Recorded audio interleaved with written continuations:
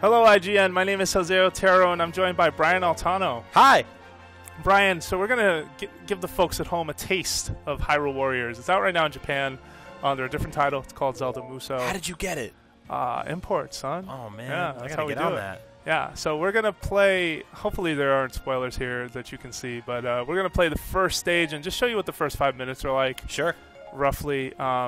Obviously, as you can tell from this, I've been playing a little bit. I've unlocked some characters. We talked about it on the podcast. This is the opening cutscene, which shows Zelda. Very beautiful so far. It's a big harp, though, man. What's up? You know, it's nice to see these characters in HD. Yes. Like this. Yeah, We got a taste of it with the Wind Waker, but obviously that's a very stylized version of the Zelda series. Yeah, we don't normally see Zelda characters in cutscenes, really, especially in the games that they're in. Not like this. Like, this is a dedicated cutscene engine versus, like, in-game graphics. You know what I mean? But you're right. So you've been playing the import copy. How safe is it for somebody who doesn't speak a lot of English? Or a lot of Japanese? Oh, man.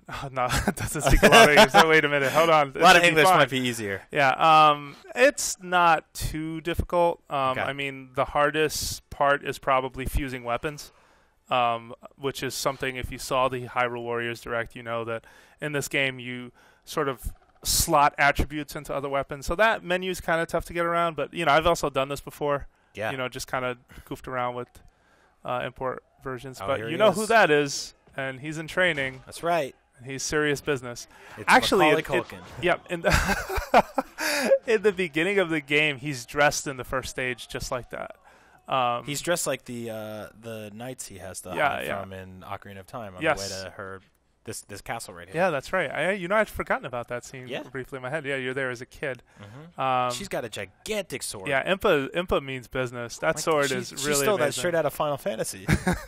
She stole that sword out of Final Fantasy, too. Yep. So this is basically the backdrop. Obviously, if you know there's a language barrier, you're getting just the bare essentials here. The point is more to just show you sort of what you're going to experience in those first couple minutes. And we see, you know, Dynasty Warriors is no stranger to battles, big battles at a huge scale. And so this game is roughly a Dynasty Warriors game, but it has sort of a Zelda coating on top. So there's a lot of homages and winks and nods to, you know, Link, Zelda, different games they've been in, different characters. Like it's heavy. I gotta say right off the bat, I wasn't expecting really any story at all. But it's cool to see that there's some cutscenes. Yeah, and there's a narrator like right now. I mean, we can't hear it very well because, you know, our voiceover is going over hers. But you're right. There is some effort to do a story here, even though it's kind of a Zelda fever dream in some ways. But it's still pretty cool and pretty faithful. So let's just load out. Wow, look at these maps. Yep. It's nuts. So folks may have seen this demo before. I mean, this is the standard level they showed when they unveiled the game back in December. And also at E3, this was one of the stages that we got to play. And it's right in front of Hyrule Castle. Also, so I've beefed up Link a little bit, so you're going to see him do moves that he probably wouldn't be able to do normally. Yeah, it's right? An awesome move. I want to be able to do that move in regular Zelda games now, too. See, and you can charge up his strong attack and then let it go, and he just... 100 right there. KO. Now, we've learned that, you know, this is sort of like this massive giant Zelda mixtape. There's characters, there's enemies, there's bosses. There's also areas, right? Now, some are taken from different Zelda games. It's sort of like just a big catch-all of Zelda love.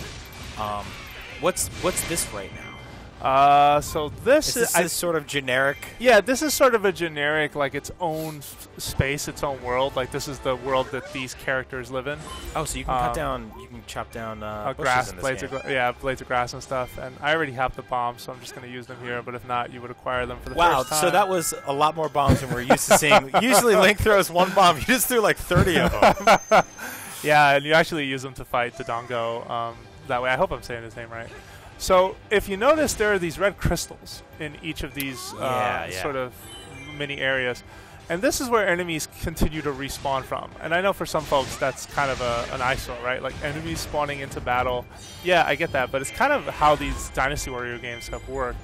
And so what happens here is you keep fighting in this area.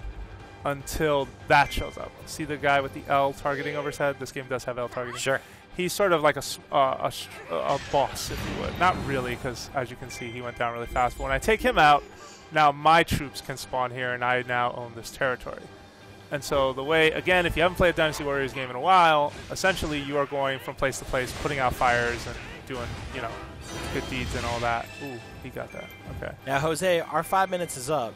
Is it? All right, let me just run over to this fight right here. But I kind of want to keep going a little bit. Can we keep going a little bit? You know what? We can keep going in the next video for sure, because we're going to do co-op. And I really want you to play, because I want people to Who's see this guy? What you think. This is one of the new villains in the game. I'm forgetting his name on top of my head, so Oh, man, I he's apologize awesome. to viewers at home. Yeah, but he is... in one stage, he was kind of a handful. In this one, he's not so much, especially because, again, Link is kind of beefed up right now. So Slap that guy around. Yeah, we'll end on this cutscene right after this fight. Another thing that's cool from Zelda, if you notice, there was a little icon over his head a second ago.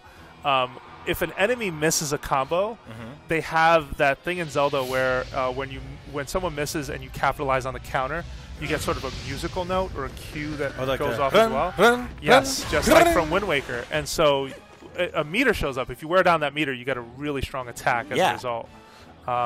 And so, yeah, there's layers of ideas from Zelda games, which I think folks will appreciate. It's not just, you know, in some ways it is standard Dynasty Warriors, but in others it is trying to be something else. Yeah, I think that's one of my biggest positive takeaways so far is that this isn't just a Dynasty Warrior game skinned with Zelda characters, which that was my fear from the jump. And now I'm seeing that there's a lot more love put into this and a lot more lore everywhere, which is really cool to see. And oh my God, you know what he has? Triforce of Courage. Already? Yep. Well, I mean, he's just handing those things out these days. Yeah, he's discovered it, I guess. All right, so we'll wrap there. Definitely check out. We're going to have more Let's Plays. Brian's going to actually play, I guess we're going to play a game together, a couple games. So make sure you keep it locked right here, I guess, for more Hyrule Warriors coverage. Yeah, right here. At IGN. At IGN.